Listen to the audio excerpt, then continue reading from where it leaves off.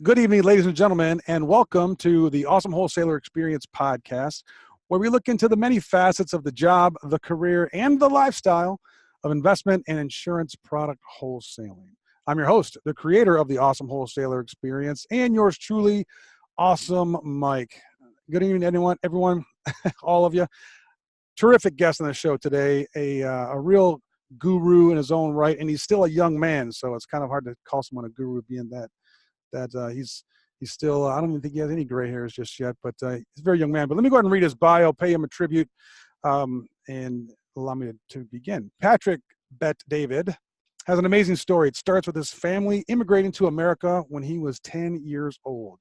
His parents fled Iran as refugees during the Iranian Revolution, where he eventually was granted U.S. citizenship. Now, after high school, Patrick joined the U.S. military, the Army to be specific, and served in the 101st Airborne Division, Air Assault, before starting a business career in the financial services industry. Now, after a 10-year with a couple of traditional companies, he was inspired to launch PHP Agency Inc, an insurance sales, marketing, and distribution company. He did all this, by the way, before he was 30 years old. Now, Patrick's popularity surged and really created a buzz in the hearts of entrepreneurs all over the world when The Life of an Entrepreneur in 90 Seconds, a video that he created, accumulated over 30 million views online. It actually became a book in June of 2016 called The Life of an Entrepreneur in 90 Pages. Please go check it out. You would really enjoy it, I promise you. Now, that video and scores of other videos comprise his library of edifying, educational, and inspirational content about entrepreneurship, all available at Valuetainment, his media brand that he conceived and founded. Now, Valuetainment exists to teach about the fundamentals of entrepreneurship and personal development, while inspiring people to break from limiting beliefs or other constraints and achieve their dreams. It has been referred to as the best channel for entrepreneurs. Patrick speaks on a range of business, leadership, and entrepreneurial topics, including how and why to become an entrepreneur, and the importance of learning how to fully process issues. He is particularly passionate about the need for every individual to pursue their dreams and their desires, once stating that most of the greatest world changers and heroes of all time are at the graveyard, undiscovered because they never sold out to their dreams and desires. Patrick has also hosted a series of incredible one-on-one interviews with some of the world's most interesting people, including NBA Hall of Famers James Worthy and Magic Johnson, author Robert Greene, billionaire entrepreneur and NBA team owner Mark Cuban, Indy 500 winner Al Unser Jr., Apple co-founder Steve Wozniak, and author and entrepreneur Robert Kiyosaki, and many others. From a humble beginning as a young immigrant escaping war-torn Iran with his parents to founding his own company, Patrick has gained firsthand understanding of what rags to riches means and how it is fueled by freedom and opportunity, the core tenets of the American dream. Patrick calls Dallas, Texas, home where he and his wife are raising their 3 children. Wow, let me catch a water break. That was an amazing introduction, Pat, and appreciate you for doing all those things, and love having you on the show here. But before we get started, I want to ask you a quick question. I have this, I believe it's the next billion-dollar idea, and I'd like to run it by you. Really? See if you want to do that. No, not really, because I know that is the question you hate to hear from people. People, quit coming up with these ideas and get to work. Stop focusing on ideas, Pat says. Focus on sales. Pat, where'd you come up with that? So for me, believe it or not, I'm more about coming up with a system in your mind that can help you constantly come up with ideas. Too many people cling on one idea thinking it's going to change the face of one industry or whatever it may be. But the people that I know who constantly come up with ideas in their brain, they sit there and you can give them any industry. And any industry you give them, they go through data, they figure out, they do some research, and all of a sudden they'll say, these are 9 things you can do to have your own breakthrough in that industry. So I'm all about you having a system for ideas rather than just getting excited about the idea that you have. But sales, you talk about sales. Everything in the world is selling. Everything in the world is selling. That beautiful girl in high school dated a guy that was good at sales. If you look at the girls that date some men that don't look the best, is because they know how to sell better than the pretty boy who doesn't need to learn how to sell.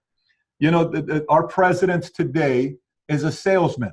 Our president prior to him is a salesman. Every single president we've ever had, from 1 to 45, they're all great in sales. They're all great on communicating. Reagan was a great communicator. Clinton was a great communicator. Lincoln was a great communicator. You got to learn how to sell. So if I'm able to work with somebody directly, and if I can help them get the sales side going, they're probably going to end up having a great career no matter what industry they go into, and then they can come up with some great ideas. That's well said. I hope I relieved you when I revealed my ploy to trick you with that question there, because I kind of saw it coming. The look on your face, I think you were reaching for your bayonet. I saw it coming. Nice. Let's go back to the beginning, if you would, though. You know, that's quite a childhood for anyone to go through. And forgive me if you know, this is a story that you've had to tell quite a bit. But, you know, when you were younger, can you talk about, you know, life growing up, and particularly, you know, was there someone that was successful that you followed into business or into, you know, called performance lifestyle? No one in Iran. I didn't have anybody in Iran to look up to. I lived in Iran 10 years. Definitely nobody in Germany when we were at the refugee camp. But when I came here, I had you know how in the family there's always somebody you call uncle, but it's not really your uncle. I had an uncle, his name was Uncle Luther. And this man left Iran, came to the States, made a lot of money. And every year I'd go to his house once a year, my dad would take me to his house. And he lived on a street called San Antonio in a city called Upland. And it was all the way at the top, cul-de-sac, 7,200 square foot home. And you would enter. To the right was his library, his office. Then it was his bedroom with a jacuzzi. The left was a kitchen, while everybody in the morning would meet in the kitchen and they would make food for each other. And then he had a living room with the pool table and a picture of him and Al Gore, and a picture of all his family members dressed in white. And he would always sit there with his family and creating debates for no reason. And he would say, you know, I don't believe in God. And what if somebody says this about the Bible? And what if the person said this? And what if the president is right? What if the president is wrong? And what about this? And his kids would be all debating, always creating these debates. And once a year, I saw this guy. And my mother, she's her family, they were all communists, all of them. They were all communists. They all believed their Bible was the Communist Manifesto. That's what they swore by. My dad's side, he believed in imperialism. And if you know imperialism and if you know communism, it is like far right, far left. I mean, you're talking about polar opposites. So the best debates of my career I've personally witnessed is not Trump against Hillary or, you know, Obama against Romney or any of those guys. The best debates was my mom and dad going at it over communism and imperialism. So that kind of brought me up. And this entire time, my mother would say things about this rich man, saying, you know, he's a bad guy. You know, all he cares about is money. All he cares about is money. So on one end, I had an example of a guy I looked up to, but on the other end, I didn't like him because he was rich, because of my mother said. And then eventually later on in life, he became one of my sources of inspiration to go decide to become an entrepreneur. No kidding. Now, do you subscribe to that theory? Do you create this maelstrom of debating activity across your island and in your kitchen with your children? All the time. For me, for the first, I don't know how many years, probably just until recent 3 years ago or 2 years ago, I would have a lunch with my employees and my executives and the people I work with, and I would throw a topic up there and I would give both arguments and I would let them debate and they would go at it. And we learned so much from that. I do that with my salespeople, my executives, my peers, with my kids, with my wife, with my family, with anybody. Thanksgiving dinner for us is pretty much 4 hours of debate. But it's friendly debate. We're all trying to learn about, you know, what to do, what not to do. There's always so much, so many blind spots that we have. Everybody thinks for the most part they're right. You got to realize this. Most of us think we're right most of the time. That's a big blind spot, because especially as you start winning more and you start making more money, you actually have a bigger blind spot because it's now being hidden by everybody around you that says how amazing you are. Oh my gosh, you're so amazing. You're so smart. You're so this. And, you know, some people say that because they either work for you or they admire you or all that stuff. And so sometimes all the compliments in the world are not good for you when you start winning. Compliments are good for you when you don't believe in yourself. I don't know if compliments are good for you when you're winning a lot, because it can really mess with your head. So I think debates allows us to kind of, you know, work on our blind spots that we have to get a little bit more clear. To answer your question for you, yes, we do that all the time. Yeah, I can tell it's kind of it's a personality thing. You know, it's part of your personality. And I've done the same, and I have my side of the family and my wife's side of the family. And let's just say that the debates are completely different because one side is a particular way and the other one maybe doesn't embrace it as much. Here's a pretty big question for you. You grow up in war-torn Iran, where you mentioned that you're hearing the whistles, incoming shells. I mean, like trauma beyond, you can't even understand it unless you've been through it. And then, dude, you joined the Army. You joined the U.S. Army. You escaped that and then joined the U.S. Army. How did that make sense at that time in your life? It really didn't make sense. But, you know, my mother was going back to Iran, and a recruiter had been recruiting me, Jesus Guerra. He's been recruiting me since I was 14. And he kept asking me, what are you going to do? What are you going to do? Because nothing about me was special. Like I never played organized sports. I want you to keep this in mind. I'm 6'4", 240, and I've never played organized sports. 6'4", 240, I've never played organized sports. Not football. I've never had a high school jersey on, ever. I've never played organized anything. So for me, a 1.8 GPA in high school, parents got a divorce. My mother didn't have $16.50 to pay for a YMCA membership. I mean, nothing. So I started working very early on at Haagen-Dazs. At 14 years old, I lied on my birth date. I said I'm 16. They hired me because I was tall. And so I had to figure out a way how to make money. And so when the day came when my mother said she's going back to Iran, she said, what are you going to do? You're going to come with me back to Iran? I said, no, you go back to Iran. I'll figure it out. I stayed here. And one night I woke up and I just said, I'm going to go join the Army. Very simple. And I went in the Army. I went to Fort Jackson. I called my mom from South Carolina. I said, listen, I'm in the Army. I just want you to know I'm in. And I got 30 seconds to tell you I'm in. And the next time I saw my mom was 7 years later. Okay? Wow. So when I was in the military, you know, it was funny because a lot of people would ask me, privates would ask me, you know, I've never seen a nose like yours before. Why are your ears so big, man? Why do you look different? Where are you from? And I'm from Iran. You're from where? I'm from Iran. Are you a U.S. citizen? I'm not. How are you in the Army? You can be. I have a green card, but I'm not a U.S. citizen. So why are you in the Army? Finally, after fights, so many, I got into more fights my first week of, what is it before you go into boot camp? Not reception battalion. Listen, I can't tell you how many times I got into a fight. One day we had a terrible fight in the laundry room, ugly. One of those ones that's like a bloodbath type of fights. And the drill sergeants, they pulled me aside. They said, listen, private, this thing's not for you. And we're going to give you the phone. You can go make all the phone calls to your family. We think you should go out. It's not going to be dishonorable. It's just going to be less than honorable, meaning you were not in, you were not out, nothing started. You're going to be fine. General. And I went and sat down with my phone, and I started calling all my friends. Everybody said, Pat, of course, get out. Everybody's asking. Everybody's saying, you know, what's going on? That night I went to sleep. I had a bunk buddy. His name was Wiggins. I can tell you what music I was listening to that night. I was listening to an album. Usher had just come out with their album, with his album, and I'm sitting there and I'm just going through it. Blackstreet. And I'm just saying, I can't sleep. But I woke up in the morning, told the drill sergeants, I'm not getting out. I'm staying in. And I ended up staying in until today. One of the top 5 best decisions I ever made in my life was joining the U.S. Army. And I tell you, when I tell you one of the top 5, like you have that American flag right there, if you come to my office and you see my setup, you would think like this guy's a patriot at the highest level, but he's from Iran. How is an Iranian love America more than most Americans do? It's a pretty weird situation, but it was a pleasure being in the U.S. Army. One of the best decisions I made. Yeah, I echo that. And my oldest son is 19, and he's threatening to join the Navy. in a couple of months.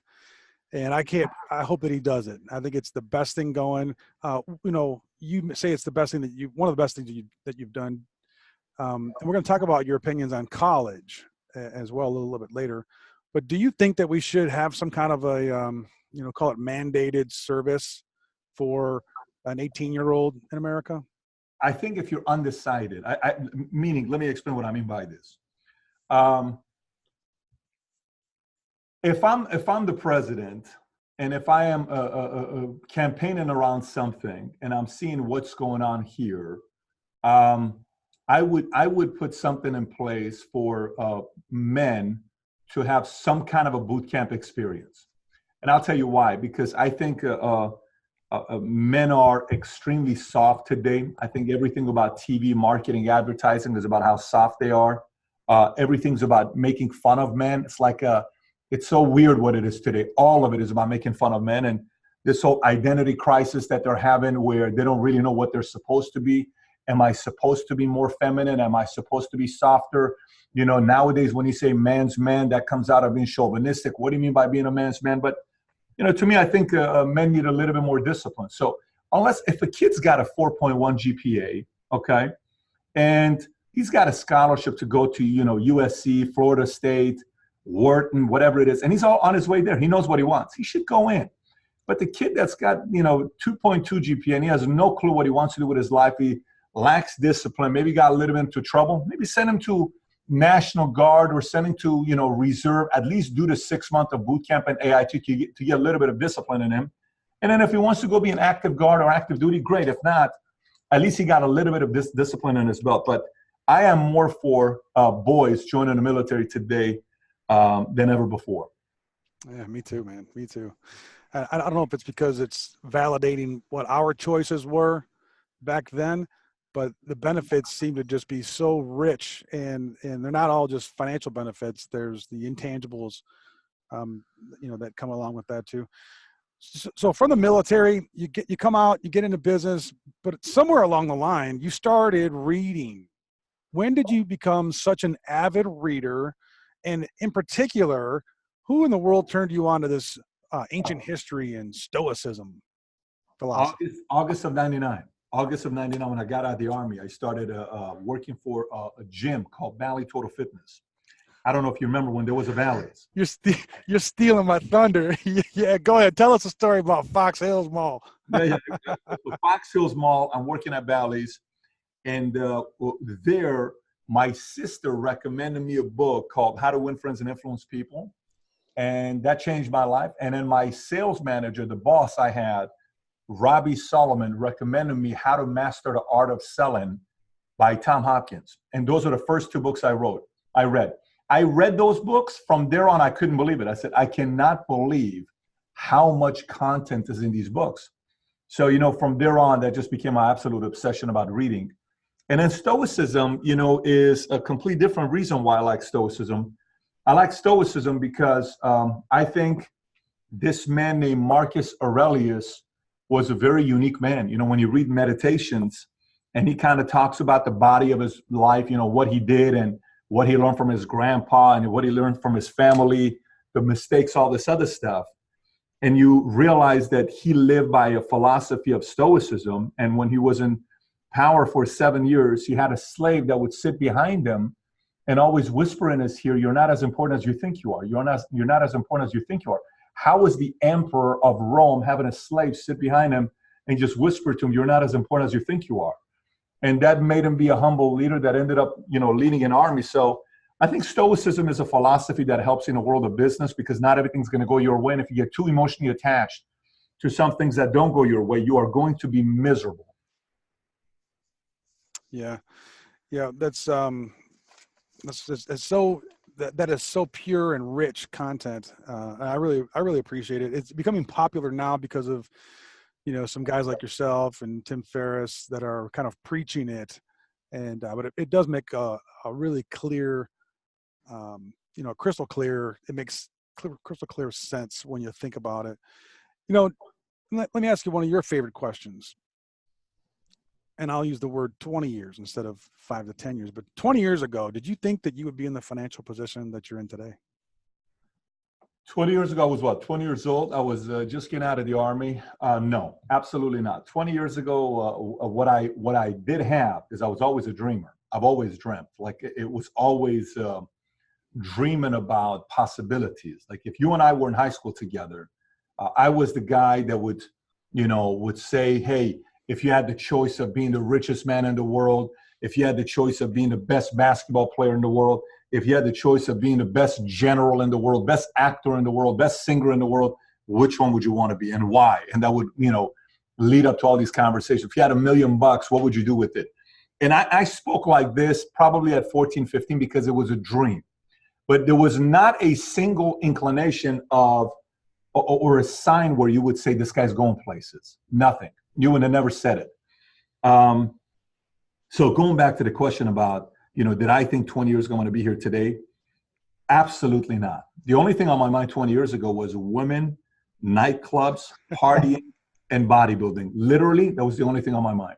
Yeah, probably in that order too, right? Oh yeah. Do you think that call it talent or desire to be great was in you though, and it emerged after you kind of checked the block on the chasing the women and the partying and for some reason all of that stuff kind of you check the block and shed it. So now the real interest and the real pursuit that was inside of you was able to come to fruition through your businesses. Was that there, or did something happen and it kind of like redirected you onto a path that you're on now? Yes, I think everybody's got a level of greatness in them. The way I measure everybody is very interesting. I don't know if you've seen the video, How to Reach Your Full Potential. In that video, I talk about how everybody has a different level of capacity, meaning, you could be, your capacity could be here, mine could be here, another person's could be here. So for you, you may be performing more than somebody else. Like, how some people just have it come to them very easy. They're so smart, they're so brilliant, and they beat everybody and they think they're winning, but they're comparing themselves to the wrong class because everybody is below them. And then you have a guy that comes up, or a couple that comes up, or a woman that comes up that she doesn't have the biggest capacity. He doesn't have the biggest capacity, but the desire to want to compete is higher. So you become an overachiever for your life. So for me, I think what caused that event was when my dad had a heart attack, and I went to UCLA Medical Center and I saw my dad there, and he was, lost 30, 40 pounds, and they were mistreating him because it was a government facility. I lost it. They kicked me out. Cops came and kicked me out of the hospital. And I told him, I said, you guys got to put my dad in a better room. This is my dad. They said, sir, you're in a government hospital. He's not paying for this. This isn't private. This is public. This is taxpayers are paying for this. So I went in the car. I cried like a little baby. And I came out the next day and no one would recognize me. I told every one of my friends, do not call me to go to a nightclub again. You're not going to get me. They didn't believe me. For 6 months, they called me. I told them, I said, stop calling me. I'm not going to the club with you. And it was over with. The Patrick Bet-David of the next day of UCLA Medical Center versus the Patrick Bet-David of the day before, you would never recognize the two. Never. You would never recognize the two. And that's why, for me, when I saw what happened in my life, I'm a big believer of that being able to happen to anybody's life. And, a lot of times, if you look at the time we're living in today, you can go on YouTube today and search how to anything. You can go search how to sell annuities, how to write a book, how to put a bow tie, tie a bow, how to tie your shoelaces. There are so many how-to videos.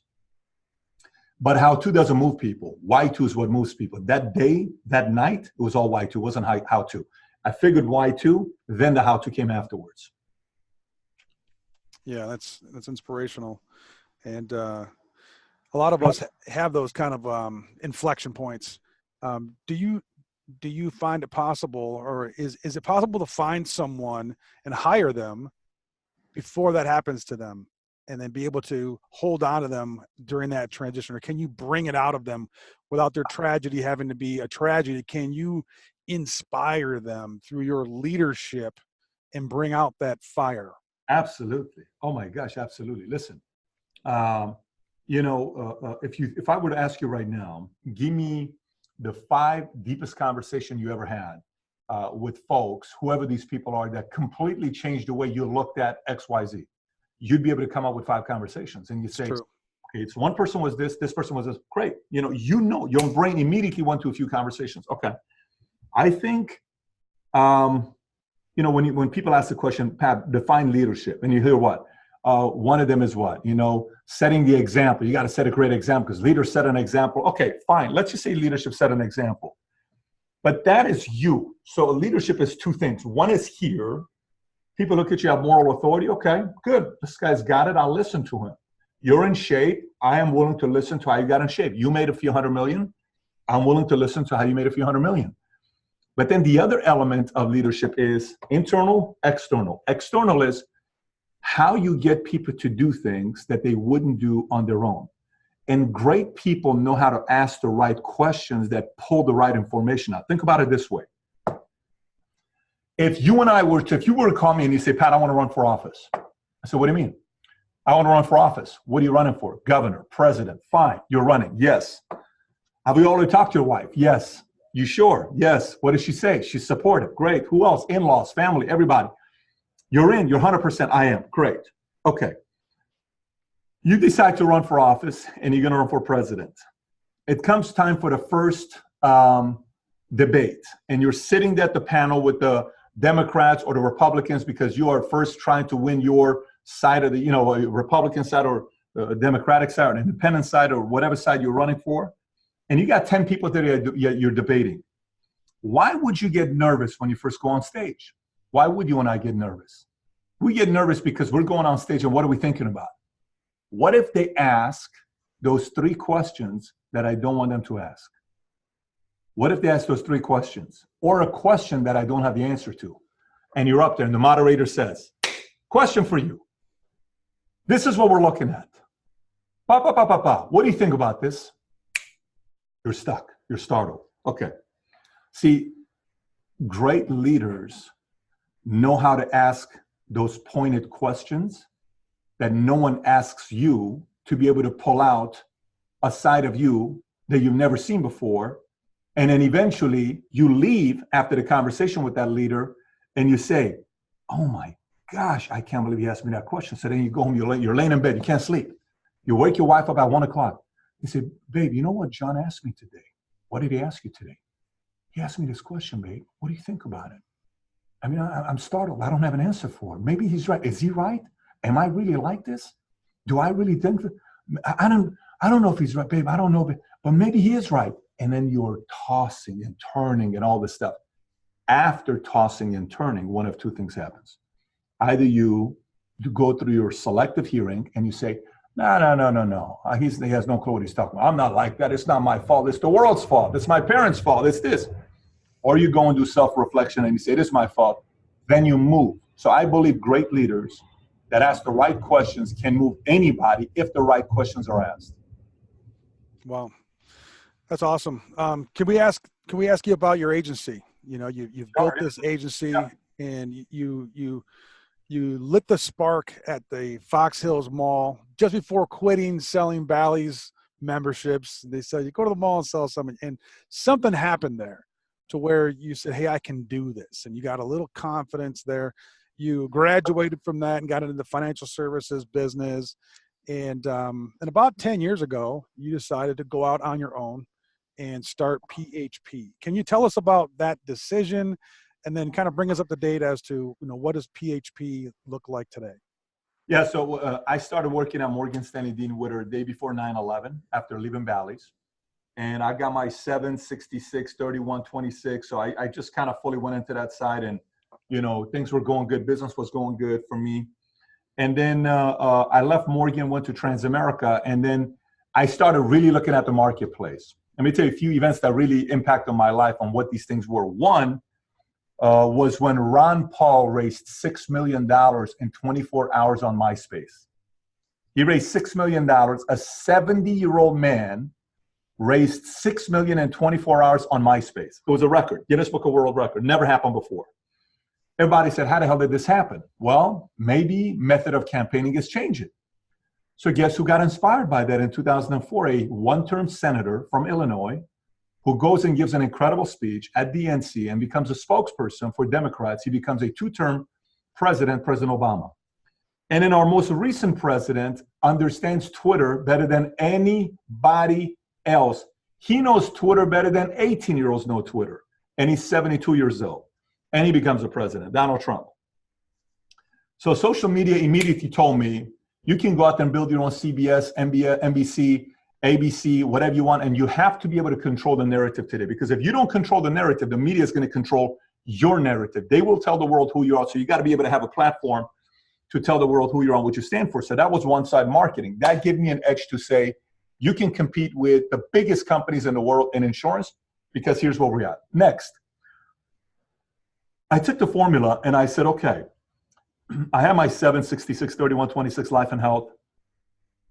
We sell VA, mutual funds, money under management, variable annuities, variable universal life, all these things. And I said, we're not going to sell everything. If we sell everything, we're not going to have a niche business. My entire focus went on, we eliminated BD. We're not dealing with BD. That's very understandable.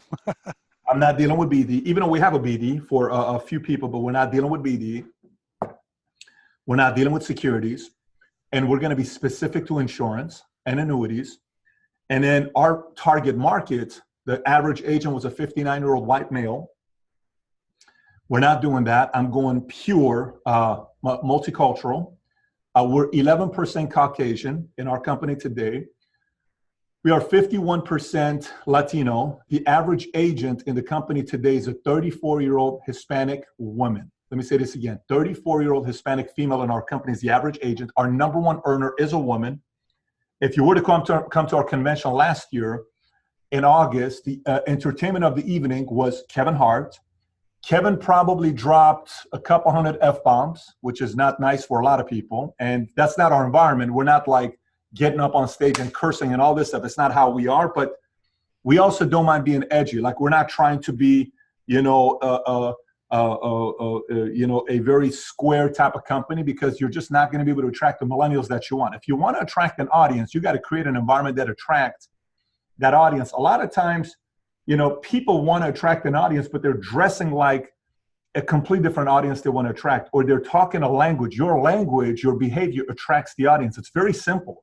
No matter what you do, you're going to attract that audience. So I wanted the middle America. I wanted the multicultural audience. I wanted the young, hip, our guys. They'll come, they'll dress up. You'll see these guys. It doesn't look like an insurance conference at all. So from there, we grew it from one office in Northridge, California with 66 agents to today we have 9,800 agents in 49 states.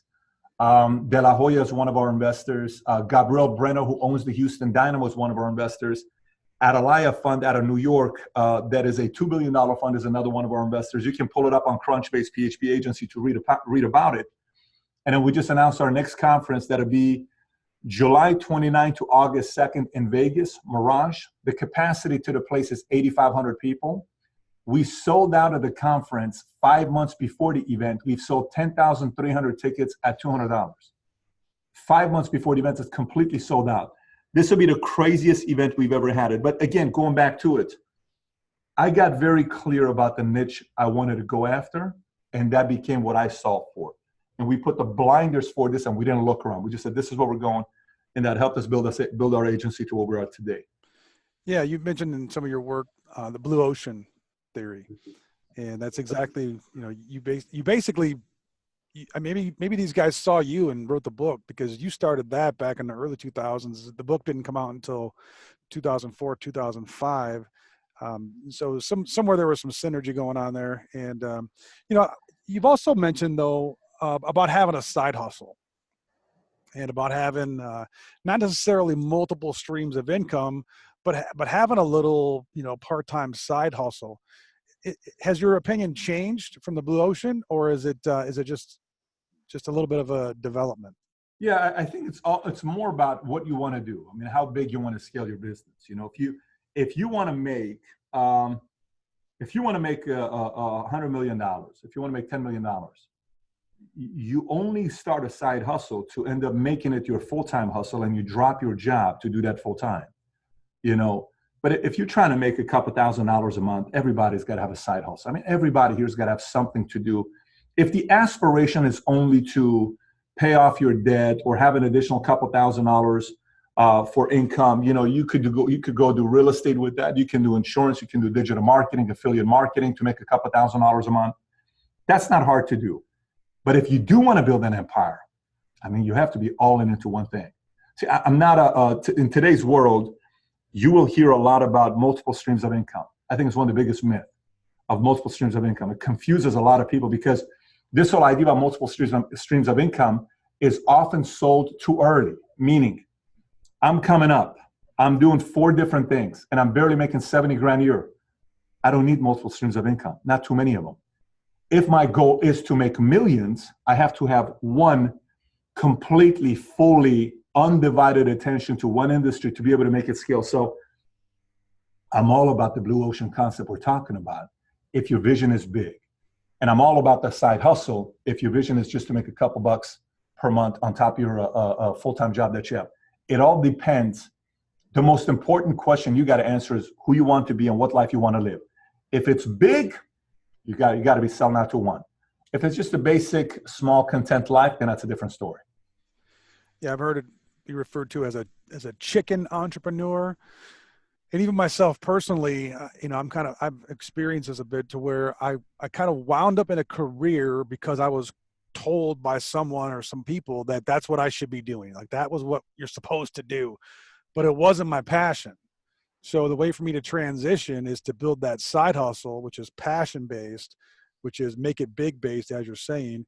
And then when the locks, when the boat fills up the water enough to float, then you can roll with it. So you've launched another leaf onto your tree though, this Valuetainment, which I believe you launched it 3 years ago, 2016, right? Maybe 15. Mm-hmm. And remarkable, I mean, it's so good. If the audience here, if wholesalers and financial planners, if you only do one thing from this episode, check out Valuetainment on YouTube. Get your popcorn ready. Get your popcorn ready, because you're gonna have bags like me. Because look at me, I've been up all night for a couple of days now consuming this content. It is that rich.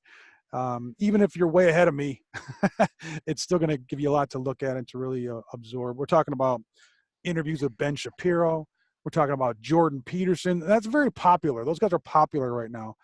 I saw your interview with Mark Cuban on Valuetainment, and maybe I was wrong, but it didn't look like you guys were broing out. It looked like it was a little uncomfortable. A few times you said, well, we can put that to the side for now and kind of an attempt to move it along. Maybe you caught Mark on a bad day. I don't know. But I appreciate your efforts in doing that. I know how difficult it is to produce a podcast and to do that interview kind of a procedure like that. I think sometimes when an interview is done and you think it's just going to be the typical, what are the keys to success? What are this? And then you get asked tough questions and he's not used to that. You're caught off guard and you don't like that. But it is what it is. I like tough questions. So that's why we had an interesting time together. Yeah, I appreciate that. And I enjoyed that one. Which is your favorite episode of all the shows you've been on, or the guests that you've interviewed on your show, whether it's for Valuetainment or not? What has been your kind of most memorable or your favorite episode? First of all, Brian Rose interviewed me in London. I thought he was amazing. You mentioned his name earlier. He's a great interviewer, phenomenal interviewer. I like that a lot. But as far as interviewing, Michael Francis and I have created a very strong bond together. That one ended up getting millions of views. I think the main one got 6.2 million. Translated in Russian got another couple million. And then the next one got 2 or 3 million. So it's 10 million views on 2 interviews with him. He was very interesting about how he was the highest paid mobster back in the days, 80s, made a couple $2 billion. John McAfee, the McAfee antivirus founder guy, he is as weird as it can get. When we arrived to his house, there were 5 ex-Navy SEALs with AK-47s in their arms with 9 German Shepherds. And I'm doing the meeting he had a gun right next to him while conducting the interview, in the middle of the interview. somebody knocked on the door, they jumped to the door with a gun. It was so, and it's in the video, by the way. You see literally in the video, the guy goes to the door with a gun, and that was pretty wild. But yeah, you'll typically know my interviews, who I'm interested in and who I'm not, if it lasts more than 45 minutes. If it's less than 45 minutes, I can't wait to get out of there. If it's more than 45 minutes, there are some interviews I do that just, I go in with a higher, oh my gosh, this thing's going to be amazing. Absolute flop, boring, nothing exciting. I'm just being honest with you. And then some people you interview, you're like, oh my gosh, I had no idea this was going to, like, for instance, I just did an interview. The interview ended up being an hour and 51 minutes. It was crazy, the amount of things we talked about. But regardless of it all, I'm extremely curious about people. So when I'm doing interviews, I'm typically going into some areas and questions that, maybe they haven't touched up on. So we have fun with that. Yeah, I enjoy watching your interviews. And the Brian Rose, Brian, I took one of his courses a year ago. And so I sat in that chair that you sat in. I went through the interview process with him and met him. And he's an interesting fellow. Lots of good things about him. And everyone has their facets that maybe others don't appreciate. Yeah. Not that you and I would, but but yeah, it was kind of interesting. Any memorable moments that you shared with Brian that you can share with us? Yeah, it was a lot of things. I mean, he was able to bring stuff out of me. It was good. We had a good time together with Brian. Why I don't drink alcohol or do drugs. Well, I'm not a fan of that. Why I believe in capitalism. Why I think entrepreneurship and marriage and having kids been oversold. So many people are having kids or getting married without knowing why they're having kids and why they're getting married, because everybody's having kids and everybody's getting married. And so many people want to become entrepreneurs thinking it's going to be an incredible life and don't realize that it is not easy, man. Marriage is not easy. Having kids is not easy. It's a lot of hard work. So, but it was a good conversation. Everyone's got a different style of interview, and everyone does. The part that I respect is just look at yourself right now. You're conducting the interview. I respect when the interviewer researches when they're sitting down, because that is the highest level of respect you can give your guest. It's very obvious you did research, very obvious. That shows your sign of professionalism. And so that to me is somebody that's going to be able to be in this game long-term because they're professionals. The ones that wing it and they're doing questions like, so tell me the keys to this and tell me that, it's like, listen, change it up a little bit. Ask a few different, a little bit more research. And going back to you're doing a fantastic job because you've done proper research for yourself. Yeah, I appreciate you saying that. I think that our military background, kind of stemmed that for me a little bit, reconnaissance and kind of knowing my audience. And, with that, the wholesalers that are on the show, they're going to really appreciate a couple of your major points. And I can just read them to them, but it comes across better when you can tell us about it. You've quantified these, you call them the three most important position in sales. The three most important positions. The first one's the finder, second one's the closer. The third one is a developer. Now, what wholesalers do. Can you tell us about those three a little bit? But before you start, Pat, tell us, is it a unicorn? Is someone a unicorn if they possess all three of these? Yes. Let me ask you this. I got a question for you.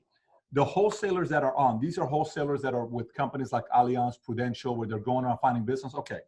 So I can talk about wholesaling on a whole different level. Okay. I'll tell you my favorite wholesaler of all time. Okay. And what he did. He works for me now, just so you know.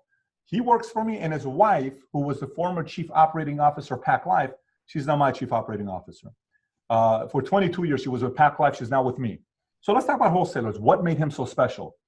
So Greg Terlecki used to be with AIG for many years. He started working with us, and Greg used to be a baseball player back in the days. He was a pitcher. The first professional pitch he ever threw, he threw to Pete Rose. So he comes from the old-timer guy, and he played with old school guys. And so that's how his career got started. Baseball, then went into insurance. He built an FMO, sold the FMO, and then he decided to go be a wholesaler, and that's what he did for his career. When we first started doing with AIG, business with AIG, this was post 08, 09, 2010. So think about AIG's reputation. No one wants to be called AIG. AIG didn't call themselves AIG. AIG called themselves Sun America, American General, anything but AIG, right? Even their executives were being told, stop calling us AIG. No one's buying policies. Perfect. Then they hire a guy named Bob Ben Moshe. Bob Ben Moshe was a product from MetLife. Bob is a godfather of life insurance. The guy's a legend. He used to work at MetLife with another guy named Joe Jordan and a few other guys. They bring Bob Ben Moshe. He has cancer. He's about to die. He's got terminal cancer. Everyone knows it, but he's kind of trying to keep it on a down low. He's at his vineyard in Croatia, Dubrovnik. He takes the job, AIG. Brings up a CFO, David Herzog.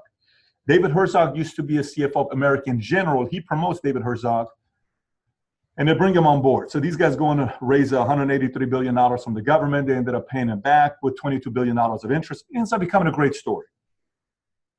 Greg Terlacki, they decide to do business with us. We decide to do business with them. Both of us at that time needed each other. And every time I called one of my offices, he was at the office. Every time. Every single time he was. I said, what's he doing there? Oh, he just brought some, a pie. He used to bring this pie. He was known for a pie. I know some people bring cookies or whatever. He would bring a pie. Oh, he brought a pie. What else did he bring? He just brought a pie, and he sat down and talked to me. He always remembers your anniversary. He always remembers your kids' birthdays. He always remembers your birthdays. You always got something. He always sent you stuff. He always delivered on his stuff. He always held his commitments. If he said he's going to be somewhere, he showed up. Always professional. Conceptual salesperson, meaning he taught concepts constantly. Never bashed competitive carriers. He always said, it is what it is. That's the product for that. This is what we specialize in. And he gained so much from me over the years. Now, let me give you the opposite side of a wholesaler.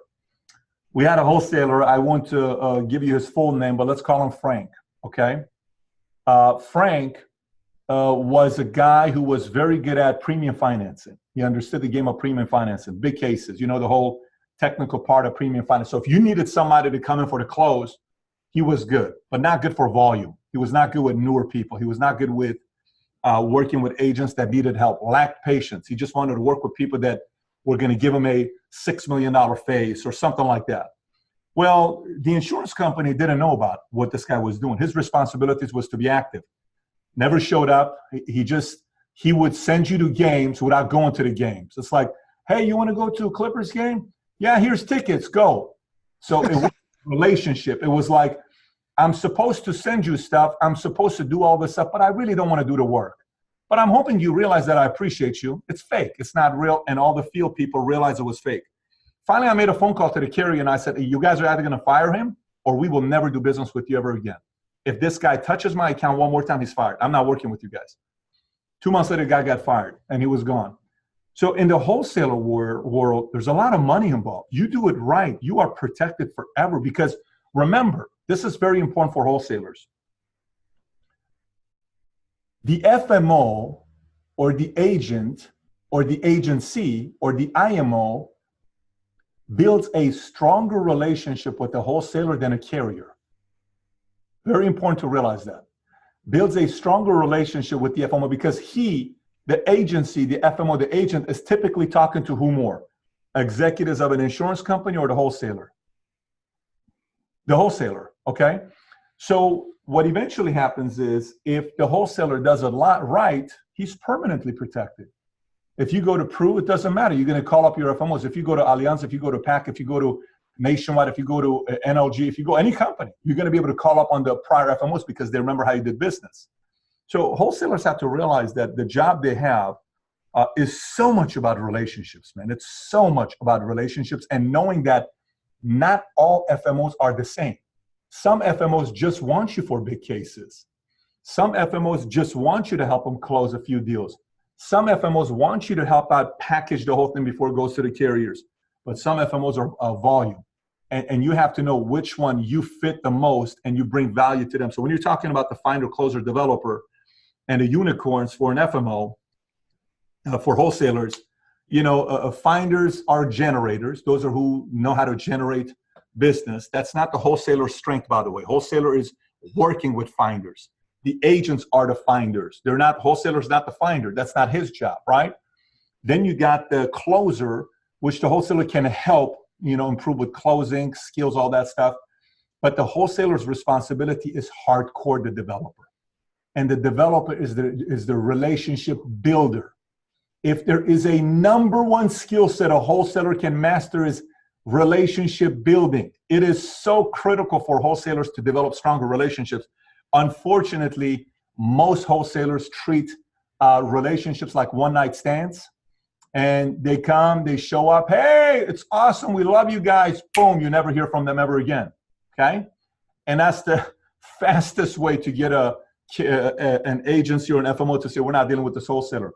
But those who do it right, you will have a long, very safe, protective career of making a few $100,000 per year. And eventually, if you want to move up, you could, because a lot of these guys end up becoming, the chief distribution officers, and their salaries get to the seven-figure, multi-seven-figure if you go to one of these bigger insurance companies, if they do it right. So the guy that thinks he can do all of it, they thinks he can be the finder who's good at getting the leads, a rainmaker, if you would.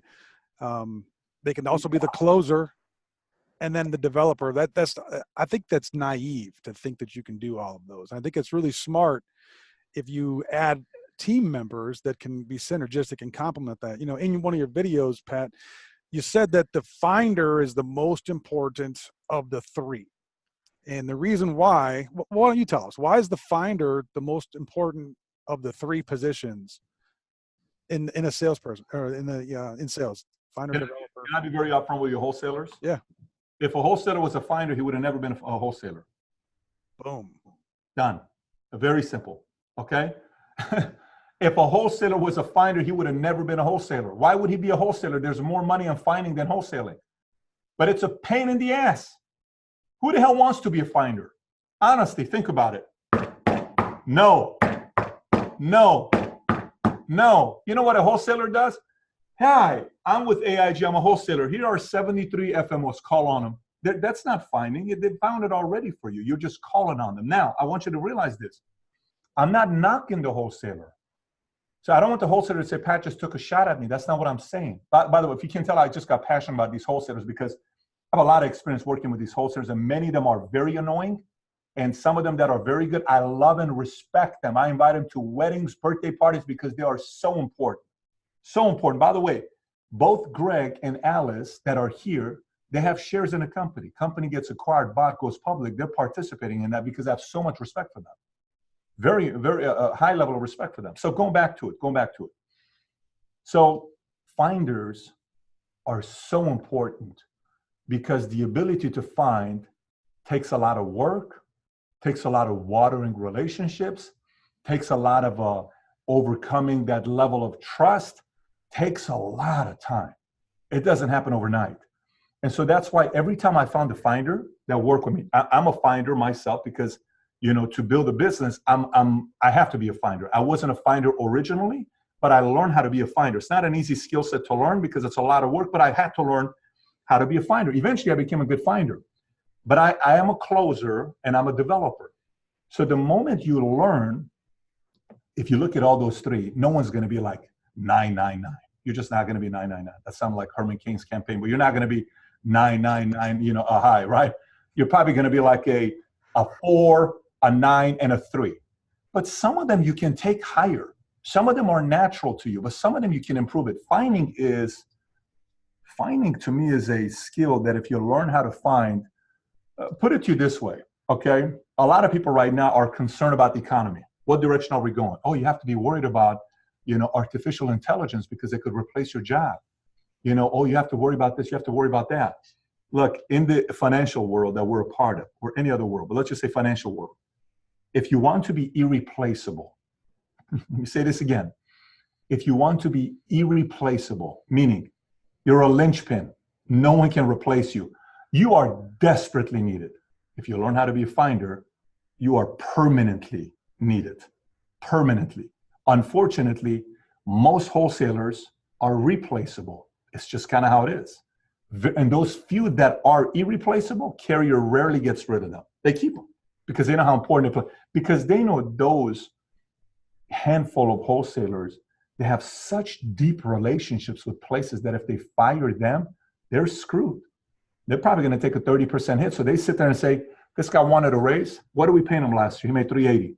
Give him a new bonus comp structure. If he does it right, he'll get 600 this year. That big of a raise? Yes, because that 220 is worth more than us losing 6 million. Give him the 220. It's the basic math about being a finder. So again, I don't know if that makes sense to you, but that's how I view finders. Yeah, it actually is. It's really helpful.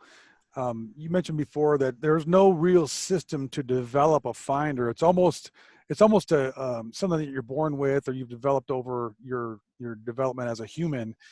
Closers, you can be taught. Yeah. These are the 6 most frequently, objections that are raised.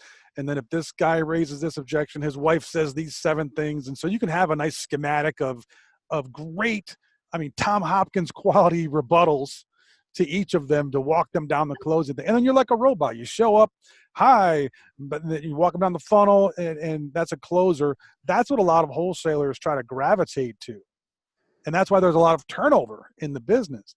I agree with you when you say that the irreplaceable skill for a wholesaler is to be this developer, is to be what I call the relationship nurturer. Being married for a long time requires a lot of that nurturing. And it's not always pretty. It's not always easy, but it is always going on. And I think that you've mentioned before that in sales and even in entrepreneurship, there's not a lot of development going on. Everybody is in it for the quick buck, the low-hanging fruit. So there is some finders, but a lot of closers. Everybody's just trying to find out the new technique on how to close or how to trick or how to trap someone. So wholesalers, if you're listening, Pat is saying not to become the best finder, but if you can be a finder, be one. And if you're the guy that's not that, be the developer, be the nurturer. Make yourself a linchpin to success between the company you represent and its clients. That is job security. Is that what you're saying, Pat? Absolutely. Leadership is a big deal. A lot of folks are trying to run these sales teams, and there's different structures. There's the old school mentality. There's the guy that's a solopreneur. He tries to do it all. And there's other ones that have an internal wholesaler, then they have a scheduler, then they have a client services department. Across the board, there's 10 different ways you can do it. But as a leader, for these divisional managers and national sales managers that are on there, I want to introduce them to what you call the 90-10 rule. And this is the rule where you talk about the amount of effort that you put into, you call them a killer in the office. Can you talk about that a little bit and why the 90-10 rule is so important and effective? Yeah, if you go to, say a company has 3 wholesalers, they'll typically have one that is superior to the other 2 by a mile. And those that don't, believe it or not, don't perform as good as those who do. Meaning, I don't know why so many people or insurance companies do not want to have one very strong individual that's getting them to go out there and do very well, because what if they worry about this guy replaces me, and what if he does all this other stuff? See, earlier you asked me a question when you said about ideas. And I said, it's not about the ideas to me, it's about creating a system of ideas. Like, I'll give you a perfect story here, and maybe this will resonate with your audience. And then after that, I'm looking at the clock. If we can go 10 more minutes, I'm good. So, I remember when we first got started, okay? We started an insurance company, PHP. A lot of people from my agency were coming up to me and they were saying the following. They were saying, hey, Pat. I said, yes. Man, how do we go recruit people away from New York Life? And how do we go recruit people away from, this company and Farmers and State Farm? And I had this this is a meeting I had that they talk about till today. Okay, till today. And I had a meeting. I said, emergency meeting at the office tonight at 10 o'clock. Everybody showed up. And we sat down. And my main guys were there. I said, gang, let me put it to you this way. I said, number one, if you and I cannot take a greenie and help that greenie become successful in the world of sales, you don't deserve anybody to come to you from New York Life, Farmers, anywhere else. Why would they come to you? Because you don't know how to develop greenies. You just know how to steal. We're not in the stealing business. We don't need to steal other people's business. Why? I said, I don't mind attracting. I have a problem with stealing. What's the difference? Let me explain to you what it is. Very simple. I said, I want us to create a system that we have that develops leaders in such a proven way that everybody wants to come here because they want to learn about the system. Not because we give a bigger comp or leads or all this other stuff. There's nothing special about you if you're given a bigger comp or leads. Nothing special about you if you're given comp or leads. you're replaceable by the next guy that gives better leads and better comp. They're going to leave you for comp. If somebody marries you just because you're a billionaire, the day you lose your billions, she's going to go marry the next billionaire. Just kind of how things work out. Very simple, right? Because it's money driven. But if it's system driven, value driven, principle driven, ethics driven, a process driven that can be transferred to Awesome Mike, now we're winning. If I can take that knowledge and transfer it to you, now we're winning. So going back to the wholesalers. So this fear of what if I lose my best wholesaler to another company? No problem. But generally, when you go back and you talk to a lot of these insurance people that are wholesalers today, they'll generally tell you a company back in the 80s that developed the best wholesalers. They'll say, oh my gosh, this company, the best people come out of this company. Or they'll say things like, Xerox produces the best salespeople, because Xerox is known as a great sales program, right? Anybody that worked at Xerox, you're going to come out learning how to sell, or IBM sales program is sick if somebody goes through IBM's sales program. See, I'm not trying to steal IBM's salespeople. I'm trying to be IBM. I'm trying to be Xerox. I don't know if that makes sense. Focus so much more on developing the right leaders that everybody wants to work around you because you produce leaders. And then the 90-10 rule becomes, if I decide the next person I'm locking onto is Awesome Mike, 90% of my time is dedicated to developing Awesome Mike. What are the things we're doing? Today I'm at the doctor's appointment. I'm doing some x-rays and some pulmonology testing this morning. And I'm in the waiting room for 1 hour talking to one of my guys out of Hollywood, Florida. And we're having a lengthy conversation. And the conversation we were having is about how to run a sales office and handling rent with your agents. How do you have that conversation? Because sometimes it's like, you haven't paid the office rent and you're late. Yeah, but the guy's thinking to himself, man, I'm going through tough times and I'm one of your best people. You make money off me. Like, how do you have that tough conversation? There's a way of having that conversation. So I'll put time in an individual that's got the upside. It's those small conversations that is not in a manual. But if I can transfer that over to an Awesome Mike because he's showing dedication, I'm going to have a linchpin long term, and I'm going to make sure that that guy represents our company properly, and we end up winning because the system develops the right leaders, not because I'm trying to steal people from another company that has a good system that develops leaders. I want to create systems. Yeah, that's awesome. You mentioned before, you can either be a king or you can be a king maker. And that 90-10 system is exactly that. It's the maker of kings that are there. Hey, I know we're cutting it close to the time here. So I want to ask you some, maybe some more deeper questions. The first one is, you mentioned that the best thing that can happen to you, to a young man, I think you said in particularly, young in his life, is a heartbreak or a substantial failure. Can you tell us about that a little bit and maybe even share yours with us? Yeah, I mean, no doubt. I mean, when you lose early, when you lose late, you're not used to losing. When you lose early, you're kind of like, okay, this was painful. And you realize that you have to improve. You realize that, look, you're not as good as you think you are. You're not as great as you think you are. And the way you respond to that loss now is going to develop you into the next layer of a human being you could be. And so when that happens, just because somebody had a big hitting rock bottom early doesn't guarantee success. The reason why I say hitting rock bottom early is because everyone in the world is watching to see how you're going to respond. Very simple. My kid, we're at a park one time. This was 3 years ago. And he was 4 years old, and a 6-year-old was bullying him. He was pushing him around. And my wife sitting next to me says, what do you want to do? I said, no, leave it. See how he's going to handle himself. Leave it. And I'm watching him. Leave it, babe. Leave it. Babe, but look what he's doing. Leave it for a second. He's watching. Boom. Awesome. Good, cool. Good for him. Didn't need him. But I watch him get bullied a little bit, okay?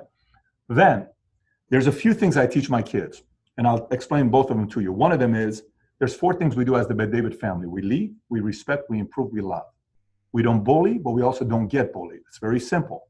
We don't bully and we don't get bullied. Then the 4 things we pray for at night are courage, wisdom, tolerance, understanding. We ask God for courage, wisdom, tolerance, understanding, each for a specific reason. I'll tell you a story about what happened last week. Last week, my son, my wife calls me and says, the soccer coach just kicked Patrick out of practice. Really? What do you mean? Yeah, because he punched a kid in the face. I said, he punched a kid in the face. Let me talk to him. So she puts him on speaker. I said, did you punch him in the face? He starts crying. Yes, but he punched me in the stomach first. Now, my oldest son doesn't lie. So this guy's not a guy that's a marketer. He's just kind of like, he has so much pride that he's going to tell you what happened, right? So I said, okay. So you're saying you didn't hit him you didn't hit him first? No, he punched me in the stomach first. I called the soccer place, the owner. I said, I need to talk to the owner. Owner picks up. I said, what the hell just happened today? So you just kicked my son out of practice. What happened there today? Well, sir, he punched the kid in the face. Did you see it? No, we didn't see the whole thing. We only saw him punch. I said, did you see my son getting punched in the stomach? No. Do you have videos? Yes, I need you to watch it and call me back. So they watch a video. I said, if my son is wrong, he has a problem with me. But if you're wrong, you also have a problem with me. So the problem's either going to be you or him, but one of you guys is going to have a problem with me. So they watch the video. They call me back. He calls back. He says, sir, I just want to let you know your son is right. The other kid punched him in the stomach first, then your son reacted and punched him in the face. We apologize. I said, Dominique, an apology to me means nothing. You need to apologize to my son. I'm going to bring him back, and I'm bringing him to practice. My wife brought him, but this time I'm bringing him to practice. So I go to practice yesterday, and I had a board meeting, and I changed the whole board meeting to go to this place, and I go to him. My son's next to me. So they come. Coach Luis, I say, hey, Patrick, I just want you to know, last week we saw the video of you punching him, and he punched you first. You were right. We wanted to apologize to you. Do you accept our apology? We do. But at the same time, I want you to know it's not appropriate for you to punch other people. Then I looked at my son. I said, listen, you got a great coach. Go listen to everything he's got to tell you. He's your coach. So he went and practiced. Coach and I have a great relationship now. What's the moral of the story here? These are moments where we're being built into leaders. You know, these are moments that we are having an opportunity to become a possible leader in the future. You know, these are opportunities where maybe the guy got embarrassed in front of his peers. He's being kicked out of practice among 6 different kids. That stays with a kid. So that moment he has an opportunity to be learning what took place. It's a character building opportunity. So when I say things like hitting rock bottom could be the best thing that can happen to you, it could, depending on how you respond. It could be the worst thing that happens to you, depending on how you respond. But if you, like one time, I took a paper and pen and I wrote out why I'm wired the way I am. Pat, why do you have a temper? Why do you have a temper? Why do you snap? People think I have a temper today. At 23 years old, I mean, I was a nuclear bomb. I would walk around and bam, there goes Bed David. Watch what's going to happen now. Crazy, just absolute stupidity. Some of the stuff that would happen. So I asked, where's the temper from? And I went through all these things. Why do you have such a big chip? What's the story? Question. I cannot tell you how much I learned about myself just by going deep on those questions. I realized, I said, okay, why do you have these people you're being a jerk to? They didn't do anything to you. Relax. What are you doing? This ain't a way to live. You think you're living the right way? You think you're going to maintain strong relationship? This is absolutely ludicrous.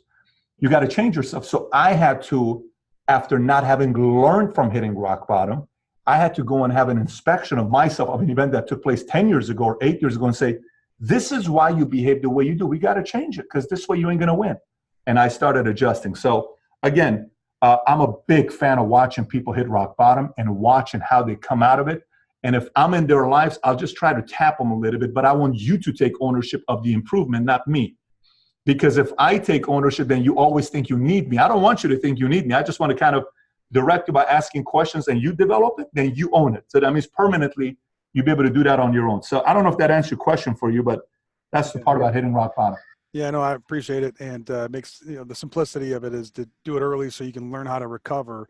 But there's a lot more to it than just that. Last question, and I'll let you go. And I hope this is not in line with the wristband you have on and the little cough you do. But you had a little bit of an epiphany. One time you got sick right before Thanksgiving. You couldn't speak. You went and saw your favorite performer, Dariush. Yep.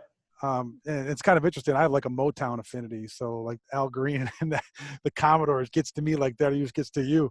And you went and took care of that. And the way that you came back with this idea was, he told you to make sure that the young wolf inside of you takes care of the future old wolf. Well, can you elaborate on what you're doing? What are you doing now as a younger wolf to prepare for your 75-year-old, 80-year-old older wolf?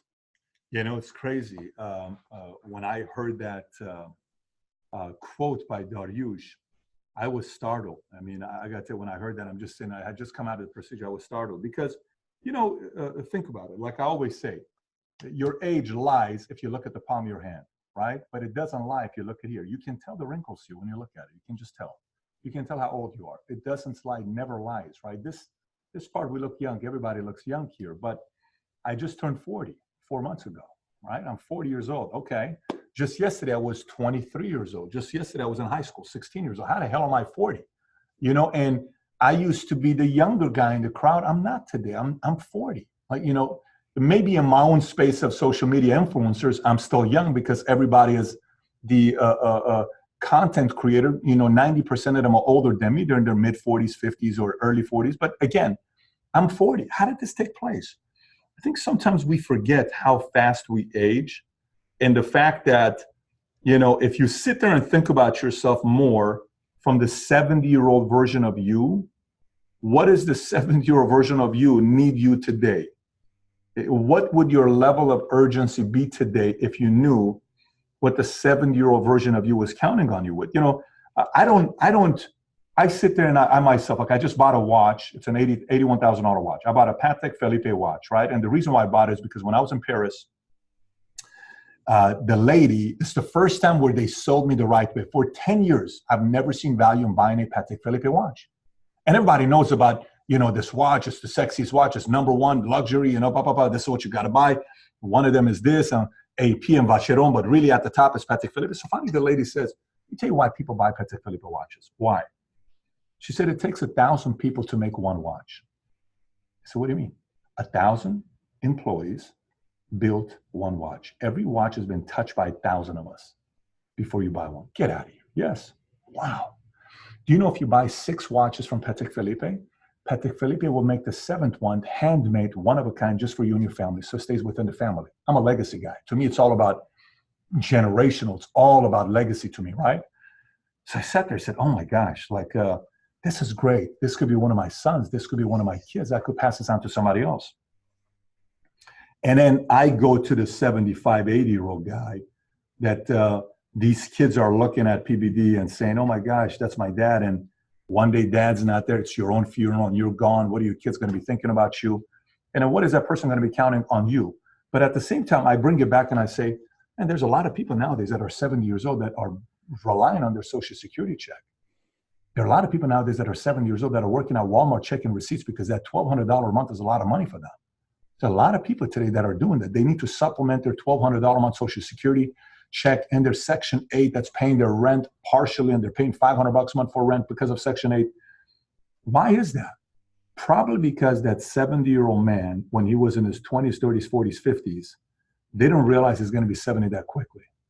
And the 20, 30, 40-year-old version of that man, they didn't take care of the 70-year-old version of him. And that message for me created a level of urgency, Mike, I can't explain to you.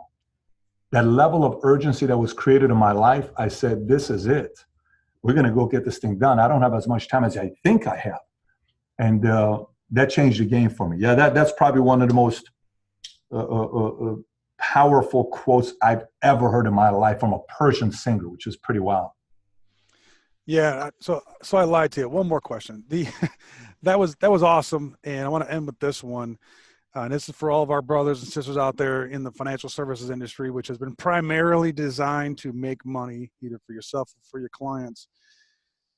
Man, I don't know if you said it, but I'm definitely going to give you the credit for it. You said if your goal is to make millions, you will slow down. But if your goal is to master your craft, you will not. There is no slowing down. Can you give us your takeaway on that, and then we'll wrap? Yeah, because money's boring. I mean, money has a lifespan. Think about it. Money has a lifespan. Just think about that. Money has a lifespan. Let me explain. I have in my pocket right now, I pulled out some money the other day. I have $300 in my pocket. I rarely have cash. I'm the worst guy with cash. And I feel bad because sometimes I have to tip and I don't have cash. So I carry money just for one reason, for tips. It's the only reason why I carry cash, okay? So here's the question. Ready? How long is this $300 going to last in my hands? That's lifespan. Money has a lifespan, okay? This thing's got a lifespan. This is going to go. It's going to go in someone else's hands. How many hands are going to touch this? What part of the world is it going to end up in? China? Maybe Japan? Maybe someone has this and it's their money and it goes to Chase Bank, then B of A, then a credit union, then a military, but it's going to go all over the world. This is going to travel. It's got a lifespan. Listen, legacy and expertise and mastery doesn't have a lifespan. That's forever. Let me explain what I mean by that. Shakespeare is dead. He's not dead. He's still alive. Einstein's not dead. He's still alive. Churchill is still alive. George Washington, still alive. Lincoln, he's still alive. Benjamin Franklin, he ain't dead. He's alive. I'm not talking alive like they're living on an island with Elvis and freaking Prince and Tupac and all. I'm not talking that kind of alive, like conspiracy theory alive. You know what I'm talking about? Like Pat just said, these guys are out and they're going to quote me on this. But I'm talking about they're not dead. They are around. Everybody talks about them. But the people that chase money, they are really dead because no one's talking about them. Their legacy's over with because they chase money. Money has a lifespan. I'm so surprised when so many people commit to just going after money only. And by the way, let me say the other part. So this may be a little bit contradictory. Listen, if we can finish on this, I'll say this. There's a weird thing going on in America today. Very weird thing going on in America today. I did a video 2 weeks ago about Venezuela and what's going on with Venezuela, and it's gotten a lot of controversy. I get comments about it all the time. I get stopped in the streets because of the Venezuela video in Dallas because they recognize the car. But I tell you where America's going today, okay? When Obama was first running, Republicans thought he would never win. Never. No one's going to become a president and think about the Obamacare and affordable health care. We are never going to have nationalized health insurance. Who got elected? Obama. How many times? Twice. Who did he beat? He beat McCain, who had a resume and a half. And then he beat Romney. How did that happen? Sandy Hook, boom, done. Romney's toast. He almost beat him. Romney didn't debate the last debate properly. He said, well, you don't say anything because single women don't vote for you, so you didn't bring up Benghazi. Obama got reelected. Okay? How many people create a video saying Trump will never be president? Who became president? Trump became president. So the same Republicans that thought Obama was never going to be president are the same. Then Democrats said Trump's never going to be president. For 12 years, both Republicans and Democrats have been spooked. It's very simple. Everyone's been spooked. Okay, where am I going with this? Let me explain to where I'm going with this. We have a girl out of New York who has become a famous congresswoman in her late 20s, AOC, Alexandria Ocasio-Cortez. And she is spreading the message of socialism, and it's blowing up. And people are listening to it.